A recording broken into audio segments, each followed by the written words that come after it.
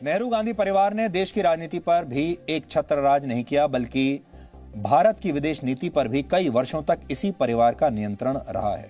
हर चीज पर इसी परिवार का नियंत्रण है। आज हम आपको एक और उदाहरण देना चाहते हैं कि जो ऐतिहासिक गलतियां होती हैं, जब उन्हें ठीक नहीं किया जाता तो अगली आने वाली पीढ़ियां कैसे उसको भुगतती हैं। इसलिए आज हम एक फिल्म का सीन आपके लिए लेकर आए हैं, जिसके जरिए आप इस पूरे मामले को समझ पाएंगे। फिल्में सिर्फ समाज का नहीं बल्कि इतिहास का भी आईना होती हैं। इसलिए आज हम एक फिल्मी सीन के जरिए आजाद भारत के इतिहास की एक बहुत बड़ी भूल को समझने की कोशिश करेंगे। आजकल चारों तरफ चीन की बात हो रही है। कहा जा रहा है कि चीन का बहिष्कार करना चाहिए, कहा जा रहा है कि चीन धोखेबाज है, चीन पर विश्वास नहीं करना चाहिए। यह भी कहा जा रहा है कि चीन ने हमारी बहुत सारी जमीन हड़प ली। लेकिन क्या यह आज की बात है? 58 वर्ष पहले, आज से 58 साल पहले 1962 में भारत और चीन का युद्ध हुआ था, जिसमें भारत हार गया था। यह हार आज भी भारत के 137 करोड़ लोगों की आत्मा पर एक बोझ है। लेकिन क्या आप जानते हैं कि इस हार की वजह क्या थी? इस हार की सबसे बड़ी वजह यह थी कि जिस समय चीन की फौज भारत में घुसने की तैयारी कर रही थी, उस समय भारत के नेता हिंदी चीनी भाई भाई के नशे में चूर थे। और इसका नतीजा ये हुआ कि चीन भारत में अंदर तक घुस आया और भारत के कई इलाकों पर उसका कब्जा हो गया। भारत और चीन के बीच हुए इस युद्ध के 2 साल बाद, यह युद्ध हुआ था 1962 में। इसके 2 साल बाद 1964 में इसी युद्ध की कहानी पर एक फिल्म बनी थी और उस फिल्म का नाम था हकीकत। यह फिल्म बड़ी मशहूर थी। इस फिल्म के डायरेक्टर और लेखक थे चेतन आनंद, जो मशहूर एक्टर देवानंद के भाई थे। यह फिल्म भारत की सेना के एक ऐसे दल की कहानी थी जिसे लद्दाख में चीन की सेना को रोकने के लिए भेजा जाता था। लेकिन 1962 के उस भारत में सेना के जवान बिना इजाजत के दुश्मन पर गोली नहीं चला सकते थे। वैसे ही जैसे आज ये सवाल पूछे जा रहे हैं कि हमारे सैनिक जब गलवान घाटी में लड़ रहे थे तो उन्होंने गोली क्यों नहीं चलाई, तब उनके पास हथियार क्यों नहीं थे, ये सवाल आपने आज सुने होंगे। दुश्मन सामने खड़ा था, लेकिन भारत के सैनिक चाहकर भी जवाब नहीं दे सकते थे, क्योंकि उस समय के नेता ये चाहते नहीं थे, उन्हें ये आदेश नहीं थे कि वो लड़ाई लड़ें। ये फिल्म इसी द्वंद्व पर आधारित है। आज आपको उसी फिल्म हकीकत का एक सीन बहुत ध्यान से देखना चाहिए और फिर आपको ऐसा लगेगा जैसे ये फिल्म 1964 की नहीं बल्कि आज 2020 की है। ये दृश्य उस फिल्म का है जो 1964 में बनी थी। यानी हम तब से जानते हैं कि चीन एक धोखेबाज देश है। चीन की सेना धोखे से यहाँ पर घुसकर आती है। आप सोचिए, इस फिल्म के जो निर्देशक हैं वो इस बात को समझ गए। इस सीन में मशहूर अभिनेता बलराज साहनी अपने सैनिकों को चीन की सरकार और वहाँ की सेना की असलियत बता रहे हैं। और इसका नतीजा ये हुआ कि भारत न सिर्फ चीन से वो युद्ध हारा था, बल्कि उस युद्ध की यादें भारत के लोगों की आत्मा पर हमेशा के लिए बोझ बन गई। लेकिन क्या आपने कभी इसका कारण समझने की कोशिश की है? इसका सबसे बड़ा कारण यह है कि लंबे समय तक हमारे देश के नेता जनता की भावना को सम्मान देना कभी सीखे ही नहीं। जनता की क्या मर्जी है, हमारे नेताओं ने जानने की कोशिश नहीं की। और आप जानते हैं, भारत की जनता पहले दिन से भावनात्मक रूप से पाकिस्तान के खिलाफ रही है। लेकिन हमारे देश के नेता और डिप्लोमेट्स पाकिस्तान के साथ हमेशा अमन की आशा ही करते रहे। हमारे देश की जनता चीन को कभी पसंद नहीं करती थी, लेकिन उसके बावजूद भी हमारे देश के नेताओं ने चीन से दोस्ती करने की कोशिश की। इसका नतीजा यह हुआ कि भारत और पाकिस्तान को 4 युद्ध लड़ने पड़े। चीन को लेकर नेताओं की नीति से भी भारत की जनता पहले दिन से खुश नहीं थी, लेकिन हमारे नेता और डिप्लोमेट्स जनता की भावनाओं को नजरअंदाज करते रहे और इसके नतीजे में न सिर्फ भारत को एक युद्ध हारना पड़ा, बल्कि भारत के आत्मसम्मान को भी चोट पहुंची। वर्षों तक जनता के गुस्से को दबाने से जो होता है, उसका नतीजा आज आप देख रहे हैं। एक 4 मिनट का छोटा सा ब्रेक हम ले रहे हैं। ब्रेक के बाद हम आपको बताएंगे कि सिर्फ फिल्में बनाने वाले और देश के आम लोग ही नहीं, बल्कि देश के बड़े बड़े नेता भी उस समय चीन की हकीकत को समझ चुके थे। लेकिन तत्कालीन प्रधानमंत्री जवाहरलाल नेहरू इन चेतावनियों को नजरअंदाज करते रहे।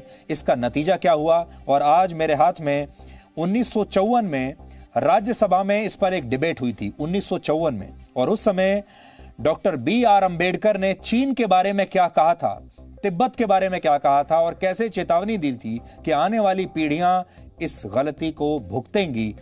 ऐसा नहीं है कि उस समय भारत के सभी नेता देश के पहले प्रधानमंत्री जवाहरलाल नेहरू की तरह चीन पर आंखें बंद करके विश्वास करते थे, बल्कि कई नेता समय समय पर नेहरू को यह चेतावनी देते रहे कि वो चीन पर विश्वास करके बहुत बड़ी गलती कर रहे हैं। लेकिन नेहरू पंचशील समझौते और हिंदी चीनी भाई भाई का नारा लगातार बुलंद कर रहे थे। और यह सब तब हो रहा था जब भारत और चीन के बीच हुए युद्ध से करीब 12 साल पहले, याद रखिए 1962 के युद्ध से पहले यानी 1950 में चीन ने तिब्बत पर आक्रमण करके उस पर कब्जा कर लिया था। आप में से बहुत सारे लोग आज ये कहते होंगे कि भारत को तिब्बत की आजादी की बात करनी चाहिए और भारत को यह बात कहनी चाहिए कि तिब्बत पर चीन ने जबरदस्ती कब्जा कर रखा है, हम तिब्बत को मान्यता नहीं देंगे। लेकिन यह गलती हम 1950 के दशक में ही कर चुके हैं, जब हमने तिब्बत को मान लिया था कि ये चीन का हिस्सा है और बाकायदा लिख कर दे दिया था चीन को।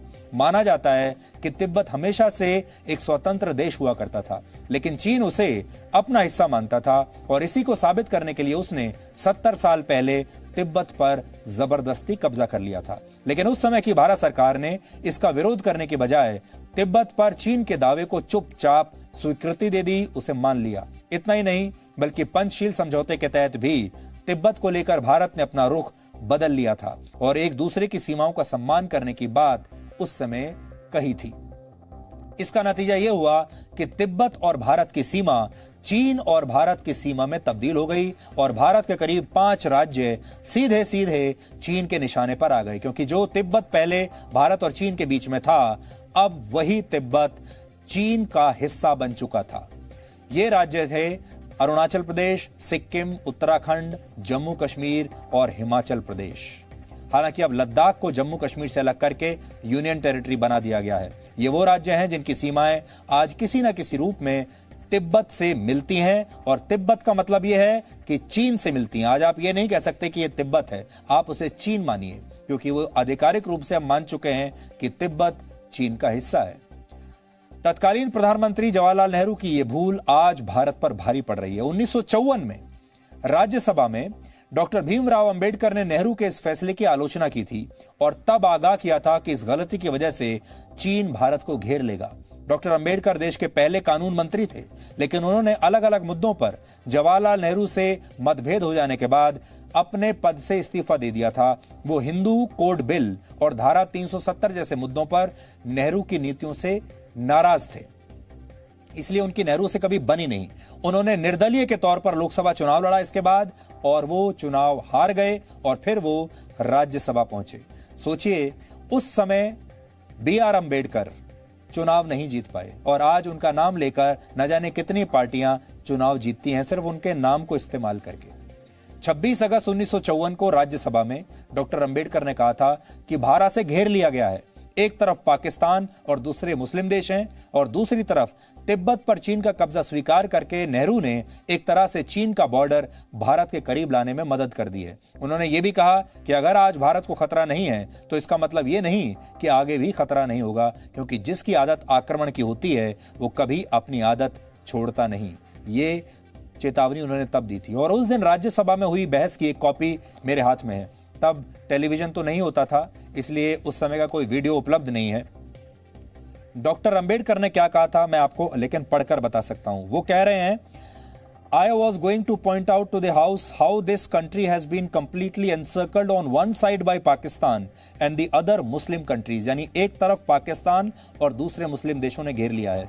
I do not know what is going to happen, but now that the barrier between Egypt and England has been removed by the handing over of Suez Canal, I think there may be a very little difficulty in the Muslim countries joining with Pakistan and forming a bloc on that side। तो उनका डर ये था कि पाकिस्तान और उसके पीछे जो सारे मुस्लिम देश हैं वो मिलकर भारत के खिलाफ एक ब्लॉक बना लेंगे और इधर से भारत को घेर लेंगे। और फिर उन्होंने लिखा है, and forming a on this side by allowing the Chinese to fake possession of Lasa. Lasa Tibet की राजधानी है। तो उन्होंने कहा है कि हमने चीन को लासा पर यानी तिब्बत पर उसके फेक पोजीशन को करने दिया। The prime minister has practically helped the Chinese to bring their border down to the Indian border. ये डॉक्टर अंबेडकर के शब्द हैं। Looking at all these things it seems to me that it would be an act of not to believe that India, if it is not exposed to aggression right now, is exposed to aggression, and that aggression might well be committed by people who always are in habit of committing aggression. चीन की तरफ उन्होंने सारा इशारा किया है। और तब जो है आप सोच लीजिए, उस समय डॉक्टर B.R. अम्बेडकर ने यह चेतावनी दी थी। हमारे देश का दुर्भाग्य यह है कि हम जाति के मामले में, पिछड़ों के मामले में तो डॉक्टर भीमराव अंबेडकर का हमेशा इस्तेमाल कर लेते हैं, उनकी नाम का और उनके फोटो का, क्योंकि हम जानते हैं उससे हमें पिछड़े लोगों के, दलितों के वोट मिल जाएंगे। लेकिन पाकिस्तान पर उनके क्या विचार थे, चीन के ऊपर उनके क्या विचार थे, आरक्षण पर उनके क्या विचार थे, वो हमने बड़े आराम से उसे सब भुला दिया है। लेकिन तत्कालीन प्रधानमंत्री जवाहरलाल नेहरू पर इन चेतावनियों का कोई तब असर नहीं हुआ था और वो इन सारे सुझावों को नजरअंदाज करते रहे। और इसका नतीजा ये हुआ कि 1950 का दशक खत्म होते होते चीन भारत की सीमा के बहुत करीब आ गया और चीन ने तिब्बत और अपने शिनजियांग प्रांत को जोड़ने वाली एक सड़क बना ली जो अक्साई चीन से होकर गुजरती थी। लेकिन नेहरू लगातार ये साबित करते रहे कि इन लोगों में ऐसा कुछ नहीं जिसे लेकर भारत को चिंता करनी चाहिए। अब देखिए, वर्ष 1961 में 4 और 5 दिसंबर को लोकसभा में इस पर चर्चा हुई। 1961 चीन ने जिन इलाकों पर अवैध कब्जा किया था उसे लेकर सरकार से सवाल पूछे जा रहे थे। तब इन सवालों के जवाब में नेहरू ने कहा था, इस इलाके में एक पेड़ तक नहीं उगता। इस इलाके को लेकर क्या करेंगे? इस इलाके में एक पेड़ तक नहीं उगता, ऐसा उन्होंने कहा था। पढ़कर अगर मैं आपको बताऊं तो वो कह रहे हैं, at that rate no tree grows anywhere in this wide area, there may be some shrubs। छोटे मोटे कोई पेड़ पौधे उगते हो तो वरना ये इलाका बिल्कुल बेकार है, ऐसा उन्होंने कहा।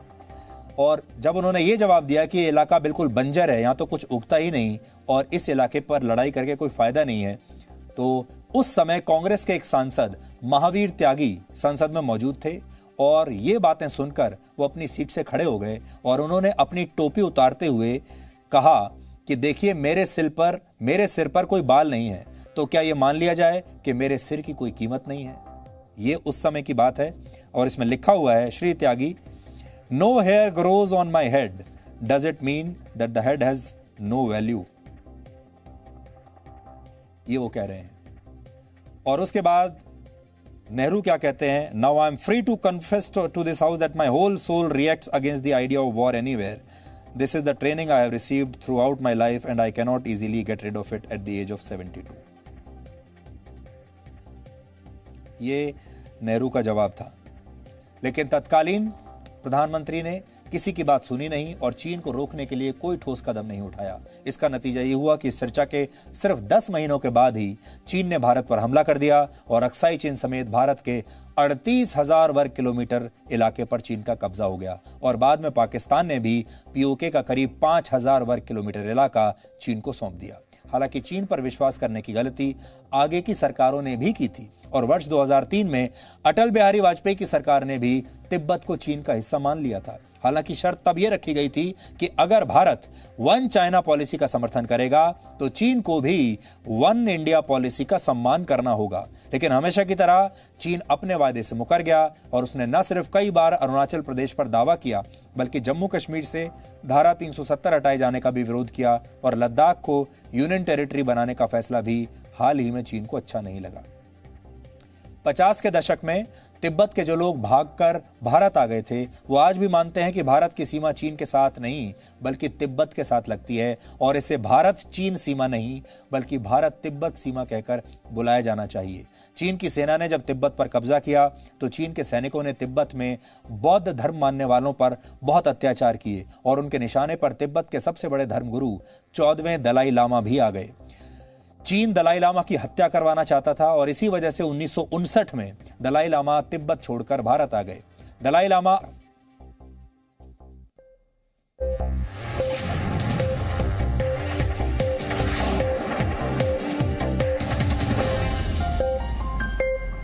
Presenting B News app, available on Google Play and App Store. Download it now.